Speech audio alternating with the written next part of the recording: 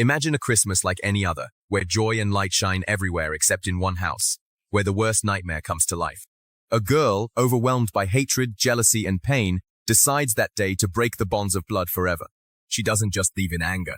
She chooses to spill the blood of her own family, to strike down those who loved her, or at least who thought they loved her. 6 lives cut short in just a few minutes. 2 generations wiped out in an icy silence. And the most terrifying part is, she didn't act alone. A silent accomplice, ready to do anything for her, weapons in hand. This Christmas turned into a massacre that no one will ever forget. What you are about to hear is a descent into the heart of human darkness, a story where love gave way to death. Stay with us. Subscribe now to discover this extraordinary tragedy, inspired by a true story as shocking as it is unimaginable. It is the 26th of December, 2007. The world is still wrapped in the holiday spirit. But in Carnation, a small, quiet town in Washington state, a woman senses that something is wrong. Linda Thiel works at the post office with her best friend, Judy Anderson. And that morning, Judy didn't show up. No message, no call, nothing. And for Linda, that's anything but normal. Judy is the punctual type, reliable, never absent without letting someone know. With a bad feeling, Linda immediately gets into her car. She drives to Judy's house, hoping to find a simple explanation. A dead phone, a virus, a setback. But deep down, she feels that something isn't right. Arriving in front of the house, she gets out of the car and knocks on the door. No one answers. She insists, knocks harder. Still nothing. The silence is heavy. So, she approaches a window. She takes a look inside, and that's when everything changes. 3 bodies lying on the floor. A man, a woman, and a very small child. Motionless. Lifeless.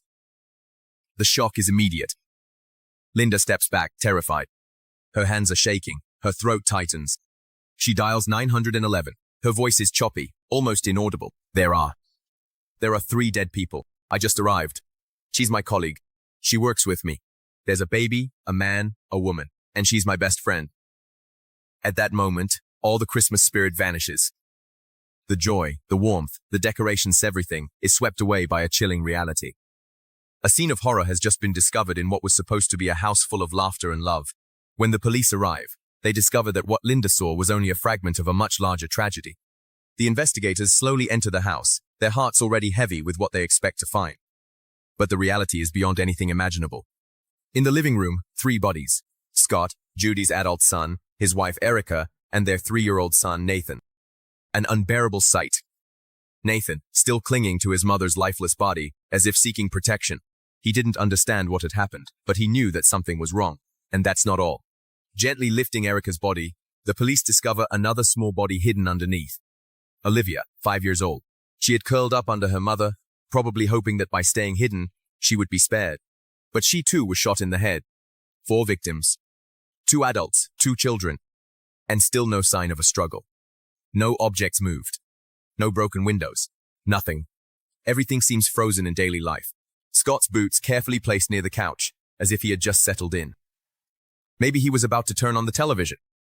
Maybe he was playing with his children just a few minutes before. Then, in another room, 2 more bodies are discovered, Judy Anderson and her husband Wayne. Both shot in cold blood, like the others. Executed. 6 victims. 3 generations. And no obvious clue as to what could have happened. No apparent theft. No sign of forced entry. No obvious motive. It's chaos without explanation. And a haunting question runs through the investigators' minds. Who could hate so much to commit such a massacre?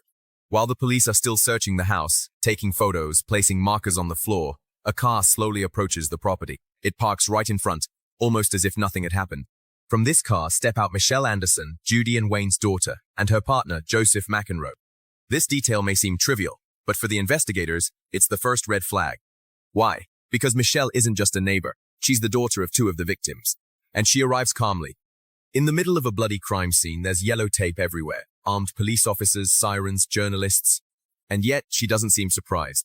She doesn't ask any questions. Not a single worried look. Nothing.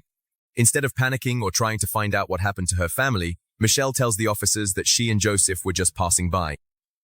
That they were on their way to Las Vegas. To get married. Yes, to get married. Right after her entire family had been massacred. A coincidence? Or an attempt to run away? The police, for their part, don't believe this story for a second. Their strange behavior immediately draws attention. So, the investigators separate them from the public and take them to the station for questioning. Michelle, at first cold, tries to put on an act, but she doesn't last long. As soon as the questions become specific, she breaks down. She starts to cry, not with genuine tears of pain or loss, but with nervous, uncontrollable tears, as if the guilt, until then well hidden, had just overflowed. And what she confesses next chills the blood of the police officers. She wasn't just aware of what had happened. She was the main instigator. Before delving into the details of her confession, one thing becomes clear to the investigators. Michelle Anderson was not a victim of this tragedy. She was at the heart of the drama, and she was not alone. What the investigators are about to discover next will allow them to understand that this carnage was not a sudden fit of madness, but the culmination of years of resentment, jealousy, and frustration. Michelle Anderson was not just an angry daughter. She was a broken woman, obsessed with the idea that her family had always despised her, always left her out. While her brother Scott was building a successful life with a beautiful house, a loving wife, and 2 children, Michelle was still living in a rundown trailer on her parents' property, unemployed, aimless. And every day, she sank a little deeper into a toxic mix of anger and resentment. In her eyes, her parents, Wayne and Judy, favored Scott. They admired him, encouraged him, supported him. They saw him as the model son. And Michelle, for her part, felt invisible. Worse still, she was convinced that her parents treated Erica, her sister-in-law, better than they had ever treated her. But Michelle didn't keep this feeling of injustice to herself. She talked about it constantly with her partner, Joseph McEnroe, a reserved, strange man with no ambition who spent his days playing video games. A man who, despite his apparent gentleness, let himself be drawn into Michelle's dark spiral. Over the years, their relationship had become a cocoon of bitterness. Isolated from the outside world, he brooded, endlessly talked about the injustices they had suffered, found comfort in their frustration, and above all, he planned. When Michelle's parents, after years of free housing, finally asked her to contribute to the expenses, it was the last straw. To her, it wasn't a reasonable request. It was a betrayal, a humiliation. She then brings up all the old grievances, like that supposed $40,000 debt that Scott had never paid back to her. She feels used, despised. And that's when her mind slips into something much more dangerous. In her head, an idea begins to take shape. If her family doesn't accept her, then she doesn't want a family anymore. And this thought, instead of frightening her, becomes an obsession. What happened on the 25th of December was not improvised. It wasn't a fit of rage. It was a calculated operation, planned out, almost timed to the minute. Michelle Anderson and Joseph McEnroe had prepared everything. Several months before the tragedy, Joseph had bought 2 guns, a Smith & Wesson .357 Magnum revolver and a 9mm semi-automatic pistol. Powerful, lethal weapons, intended not for self-defense, but to kill. The day chosen to act, Christmas. Why? Because he knew the whole family would be gathered at the parents' house. Wayne and Judy, their son Scott, his wife Erica, and their 2 young children, Olivia and Nathan. On the 24th of December, while the world was preparing to celebrate in peace, Michelle and Joseph quietly went to the Andersons' house. The atmosphere was calm. Judy was in the back wrapping presents. Wayne was getting the house ready. Nothing hinted at the horror to come. Joseph enters first, relaxed and smiling. He chats with Judy as if nothing were out of the ordinary. Meanwhile, Michelle slowly moves toward her father, weapon in hand. She pulls the trigger, but the revolver jams. It misfires. She panics. Joseph steps in. He pulls out his own gun and fires a shot. Wayne collapses, dead on the spot. Alerted by the noise, Judy comes running. She sees her husband on the ground. Before she has time to understand, Joseph turns to her, says, "I'm sorry," and shoots. Judy falls as well, but this is only the beginning. Michelle knows that Scott and his family are due to arrive at any moment. So, with Joseph, she drags her parents' bodies outside and hides them in a shed. Then, she cleans up, makes the blood disappear, erases the evidence. Everything must look normal, and it works. When Scott enters his parents' house with Erica and the kids, nothing seems out of the ordinary. He takes off his boots and settles into the living room, but Michelle appears suddenly and shoots him. Several bullets. One hits him in the throat. Scott dies almost instantly. Erica is hit as well, but she is still alive. Wounded and terrified, she crawls to the phone and calls 911. She only has time to say a few words before Joseph arrives. He takes the receiver from her and once again says, "I'm sorry." Then he shoots her in the head. But the most monstrous part is yet to come, because there are still 2 children alive in the house. 2 little innocents. Olivia, 5 years old. Nathan, 3 years old. Michelle, unable to shoot them herself, asks Joseph to take care of it. And he obeys. He finds Olivia curled up under her mother's body. She is crying. He apologizes and shoots. Nathan is the last one, too young to understand. But according to Joseph, the little boy raised a hand, as if to show him a phone token, as if he understood, as if he accepted. Joseph doesn't hesitate, he shoots. And in a dreadful silence, it's all over. After coldly killing 6 members of their own family, Michelle Anderson and Joseph McEnroe suddenly realized that the 911 call made by Erica had indeed gone through. Even though it lasted only a few seconds, it was enough to alert the emergency services.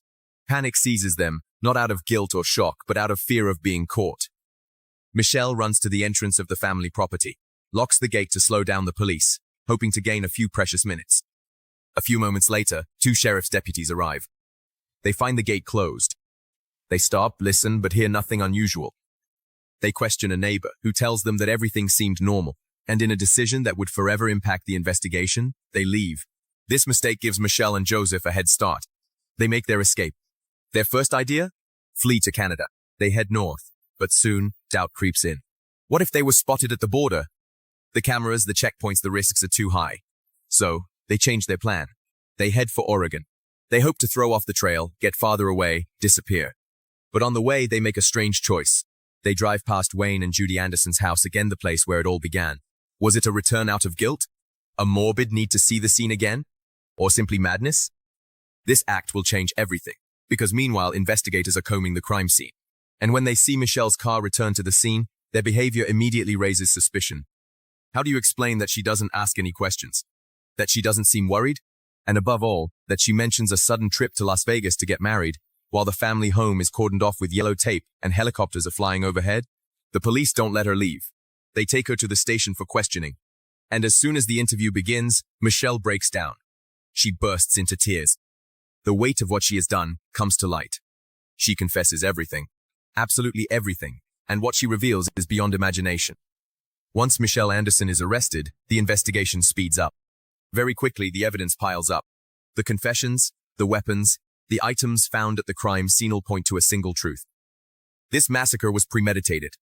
Joseph McEnroe, who was also arrested, starts to crack. He goes from cold silence to moments of panic, crying, trembling, opening up. He ends up confessing everything to the investigators. But he does more than just tell the story he accuses. He claims that Michelle was the mastermind behind the plan, that she was the one who manipulated, ordered, prepared everything, and that he was nothing more than a pawn, an executor without a will of his own, driven by the fear of losing her. He even goes so far as to say, "I deserve to die. What I did is unforgivable. They deserve to live, not me."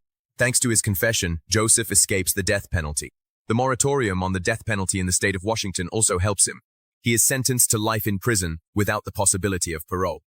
Michelle, on the other hand, remains just as cold from beginning to end. In court, she does not cry, does not tremble. She listens, unflinching, as the murders she committed are described in detail. She shows no remorse, no emotion. When the victim's loved ones speak, their words are harsh. Erica's mother simply says, "You are a coward, a selfish person, a monster." But Michelle remains unmoved, as if none of it affects her, as if she had long ago accepted that her family did not deserve to live, as if, in her mind, she had won. She is sentenced to 6 consecutive life sentences with no chance of parole. She will spend the rest of her days behind bars. This tragedy goes beyond fiction. A woman, consumed by jealousy, resentment, and frustration, decides to destroy everything closest to her and drags along a man too weak to say no. Christmas, a symbol of love and family, was turned into an absolute nightmare. And you, what do you think? Does Joseph deserve as harsh a sentence as Michelle? Or was he manipulated? Let us know in the comments. Subscribe for more true stories just as moving. And above all, take care of your loved ones. Love is fragile. Never let it rot away in silence.